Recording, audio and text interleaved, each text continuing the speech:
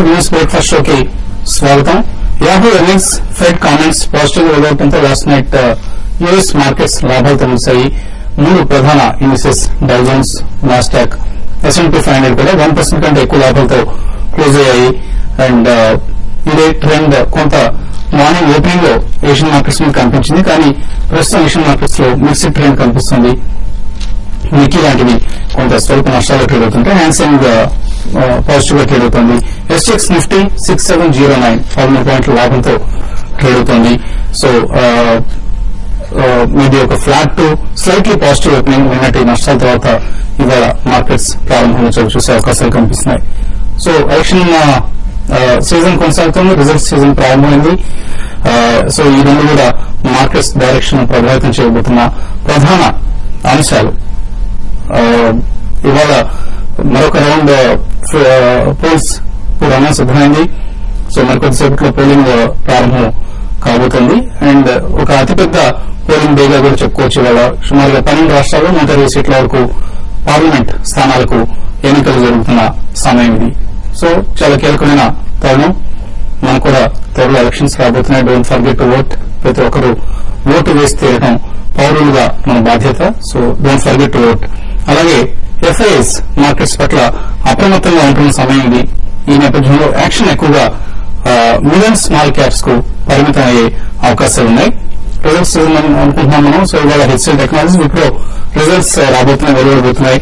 And India's most valuable company TCS, Tata consultancy services Q4 results market అంచనాల కంటే మెరుగ్గా వచ్చాయి. నిన్న మొత్తం మీద 2013-14 లో TCS అమ్మకాలు 16.2% పెరిగాయి, $13.4 బిలియన్ చేరాయి. నాస్కామ్ ప్రొజెక్ట్ చేసిన హై అండ్ ఏదైతే గ్రోత్ రేట్ కి సంబంధించిన ఫోర్కాస్ట్ 14% కంటే కూడా చాలా ఎక్కువగా కంఫర్టబుల్ గా TCS రిజల్ట్స్ పోస్ట్ చేయడం చూసాం. అండ్ ఈ సంవత్సరానికి సంబంధించి మరింత బులిష్ గా కనిపిస్తోంది TCS 2014-15 సంబంధించి. ఈ ఆర్థిక సంవత్సరంలో కూడా మోర్ దాన్ 18% వృద్ధి రేట్ ను నమోదు చేసే అవకాశం. ఇది నాస్డాక్ ప్రెడిక్ట్ చేసిన ఐ థింక్ 14-15% కంటే కూడా ఎక్కువ గ్రోత్ రేట్ నమోదు చేసే అవకాశాలు కనిపిస్తున్నాయి. 90 రిజల్ట్స్ కూడా పాజిటివ్ వచ్చాయి. కంపెనీ 1:1 బోనస్ ప్రకటించింది. అండ్ HCL టెక్నాలజీస్ నెంబర్స్ వస్తున్నాయి. రూపీ రెవెన్యూ ఆల్మోస్ట్ మార్కెట్ అంచనాలకు అనుగుణంగా వచ్చింది. అలాగే ఎబిటా అంటే earnings before interest and tax 2060 crores వచ్చింది. ఇది మార్కెట్ అంచనా అయిన 1927 crores కంటే కూడా ఎక్కువగా వచ్చింది HCL టెక్నాలజీస్. సో మరొక ఐటీ కంపెనీ బెటర్ రిజల్ట్స్ ప్రకటిస్తోంది. మార్కెట్ అంచనాల కంటే మెరుగైన రిజల్ట్ ను ప్రకటిస్తోంది. Net profit 1624 crores. అలాగే డాలర్ రెవెన్యూస్ చూస్తే $1.3 బిలియన్ దగ్గర కనిపిస్తుంది. So in all times both revenue top line and net profit bottom line రెండు కూడా మార్కెట్ అంచనాల కంటే మెరుగ్గా వస్తున్నాయి. మేబీ మరికొద్దిసేపట్లో పూర్తి అంకెలు వెలువడతాయి. మనకు ఇయర్లీ ఫిగర్స్ అండ్ ప్రొజెక్షన్స్ కూడా వస్తాయి. వాటిని కూడా మీకు అందించే ప్రయత్నం చేస్తాం HCL టెక్నాలజీస్ సంబంధించి. వరుసగా మూడో సెషన్ FIIs నిన్న నెట్ సెల్లర్స్ గా నిలిచారు. 45 crores వర్త్ స్టాక్స్ నమ్మారు. నాట్ బిగ్ ఫిగర్, కానీ 3 సెషన్స్ గా కొద్దిగా అమ్మకాలు జరుగుతూ ఉండడం అనేది కొంత కన్సర్న్. అలాగే gross buy position, gross buy gross sell, ఈ రెండింటిలోంచి మనం నెట్ ఫిగర్ ను తీస్తూ ఉంటాం.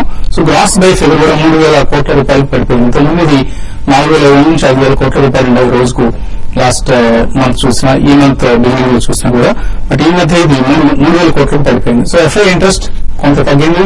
ఇండియన్ మార్కెట్స్ పట్ల కాషియస్ గా ఉంటున్నారు.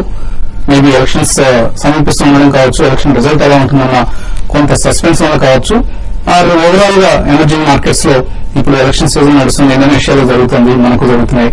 అండ్ ఇంకా హంగరీ లాంటి కంట్రీస్ లో జరుగుతున్నాయి. సో ఇవన్నీ కూడా పోల్స్ సమీపిస్తున్న సమయంలో కొంత ఎమర్జింగ్ మార్కెట్స్ పట్ల అప్రమత్తంగా ఉంటున్నారు. So portfolio charging, profit taking కూడా జరుగుతుంది. కొంత సెక్టర్ రొటేషన్ కూడా జరుగుతూ కనిపిస్తుంది. సో మనం ఫిబ్రవరి మార్చి నెలలో చూసిన లాభాలు ఏవైతే ఉన్నాయో అవి ఏప్రిల్ నెలలో మనం చూడలేకపోవచ్చు. ఇప్పటిదాకా చూస్తే మనకు ఈ 1 month లో లాస్ట్ 30 days లో 2.63% నిఫ్టీ పెరిగింది. అండ్ ఈ సంవత్సరంలో మనం ఇప్పటిదాకా చూస్తే 5.9% పెరిగింది నిఫ్టీ. సో దీన్ని లీడ్ చేసిన stocks not IT stocks or pharma stocks, but Reliance Industries 5.15% పెరిగింది. అలాగే L&T 17% పెరిగింది ఈ ఇయర్ టు డేట్ చూస్తే ఇప్పటిదాకా. అలాగే ITC 7.5% పెరిగింది. సో ఇటువంటి స్టాక్స్ లీడ్ చేశాయి. ఈసారి ర్యాలీని not IT stocks last year IT stocks perform చేస్తానికి మనకు తెలిసిందే.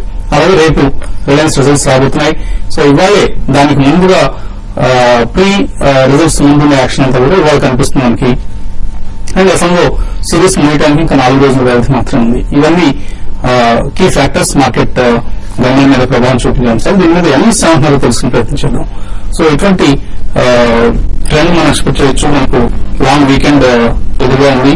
అలాగే నెక్స్ట్ వీక్ కూడా మరొక 3 సెషన్స్ మాత్రం ఉన్నాయి ఎఫ్ఎంఓ ఎక్స్పైరీ ముందు. ట్రేడర్స్ ఎటువంటి పొజిషన్స్ తీసుకొచ్చేస్తున్నాయి. ఇవన్నీ ఒక్కటైతే చూడొచ్చు మనం మార్కెట్ లో వాల్యూమ్స్ లో పడిపోతుంది. అగ్రెసివ్ సెల్లింగ్ కూడా రావట్లేదు అనమాట. కాబట్టి స్మాల్ వాల్యూమ్స్ తో మార్కెట్ పట్టడం కూడా చూస్తే కొంచెం కన్సర్న్ వస్తుంది. ఎందుకంటే మైక్రో ఎకనామిక్ ఫ్యాక్టర్స్ ప్లేలోకి వచ్చిందని చెప్పేసి క్లియర్ గా అర్థమవుతుంది మనకి. ఎందుకంటే అప్పుడు ఓన్లీ 6 వీక్స్ అనమాట. ఫస్ట్ టైం బ్రెంట్ క్రూడ్ కూడా $110 పర్ బ్యారెల్ కంటే కూడా క్రాస్ అవటం చూసాం. దాంతో అనమాట తెలుగు రూపాయి ఎప్పటి నుంచి అయితే కనుక 60 పైన నిలబడిపోతుంది. ఫ్రెష్ వీక్నెస్ అంటే ఇటు inflation concerns mid quarter review వరకు ఆర్బీఐ అన్నమాట తిరిగి వడ్డీ రేట్లు పెంచొచ్చు కన్సర్న్స్ కూడా పెరిగితే కనుక డెఫినెట్లీ నేను అనుకోవటం మ్యాక్రో ఎకనామిక్ ఏదైతే ఉంది దీంతో మార్కెట్స్ ఇంకా కాస్త ఫర్దర్ వీకెన్ కూడా సర్ప్రైజ్ కాకూడదు. ఆరు ది బెస్ట్ రేంజ్ బాల్ ఉంటుంది. ఇఫ్నాట్ వీకెన్ అవ్వకపోయినా కూడా అంతేగాని షార్ప్ గెయిన్స్ వచ్చే పాసిబిలిటీ మాత్రం కనపట్లేదు. అండ్ మొదలైన వాళ్ళ కపుల్ ఆఫ్ రిపోర్ట్స్ కూడా మనం చూసాం. ఎల్ఐసి లాస్ట్ 2 to 3 వీక్స్ లో కంటిన్యూస్ గా ప్రాఫిట్స్ బుక్ చేయడం, మోర్ దాన్ 10,000 crores లాభాలు ఆర్జించింది ఎల్ఐసి అని కూడా చెప్పారు. అంతేనమాట huge liquidity mid cap small cap ఎక్కువ యాక్టివిటీ వస్తుంది. వీకర్ స్టాక్స్ నుంచి ఎల్ఐసి కూడా ఎగ్జిట్ అవుతాను అంటానికి ఇది ఒక ఇండికేషన్ అని చెప్పేసి మనం అనుకోవచ్చు. ఓవరాల్ గా మాత్రం గ్లోబల్ క్యూస్ స్లైట్లీ పాజిటివ్ అన్నమాట. నిన్న యూరోపియన్ మార్కెట్ స్ట్రాంగ్ గా ఉంటుంది. తర్వాత నైట్ అనమాట యూఎస్ మార్కెట్స్ కూడా చాలా స్ట్రాంగ్ గా ఉంటుంది అనమాట. ఫ్లిప్ టాప్ చూసాం. కానీ దాని ఇంపాక్ట్ మిగతా గ్లోబల్ మార్కెట్స్ కూడా వాళ్ళు మార్నింగ్ పెద్దగా కనపట్లేదు. కాబట్టి మన దగ్గర కూడా మార్కెట్ రేంజ్ బౌండ్ ఉండొచ్చు. క్రూషియల్ సపోర్ట్ ఉన్న 6750 దగ్గర నుంచి రీబౌండ్ ఉందన్నమాట మార్కెట్ 6650 నుంచి. కాబట్టి మేజర్ ఇప్పుడు రెసిస్టెన్స్ క్లియర్లీ 6750 దగ్గర ఉంటుంది. ఇన్ఫిటాల్ క్లోజింగ్ 6725 6730 పైన క్లోజ్ అయితేనే పొజిషన్స్ క్యారీ చేయమంటారు వీకెండ్ కూడా.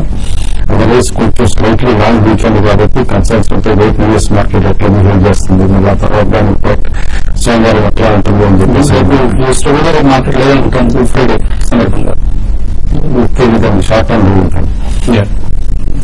కాబట్టి ఓవరాల్ గా మాత్రం లాంగ్ వీకెండ్ అండ్ సెటిల్మెంట్ కూడా ఎంతో మాత్రం నేను అనుకోవటం పెద్ద పొజిషన్స్ క్యారీ చేయడం కూడా డిఫికల్ట్ గా ఉంటుంది. కాబట్టి పెద్దగా యాక్టివిటీ ఉండకపోవచ్చు. నేను అనుకోవటం ఇవాళ మ్యారేజ్ రేంజ్ లో మీ ఓవరాల్ మార్కెట్ పెద్ద అగ్రెసివ్ సెల్లింగ్ కానీ ఇప్పుడు బయింగ్ అని కాకుండా 6650 ఆన్ డౌన్ సైడ్ సపోర్ట్ లో అప్ సైడ్ 6725 రెసిస్టెన్స్ అని చెప్పేసి చెప్తాను.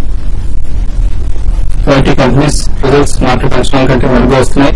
అండ్ హెచ్సిఎల్ టెక్నాలజీస్ రిజల్ట్ కూడా చాలా పాజిటివ్ గా కనిపిస్తుంది. Maybe but still IT stocks లో మనకు అంతగా భయం కనపట్లేదు. సో ఐటీ స్టాక్స్ సంబంధించి వాళ్ళు ఎటువంటి ట్రేడింగ్ పొజిషన్స్ తీసుకోవచ్చు, short or long. Stock specific గా ఉంటుందండి ఐటీ కంపెనీస్ విషయానికి వస్తే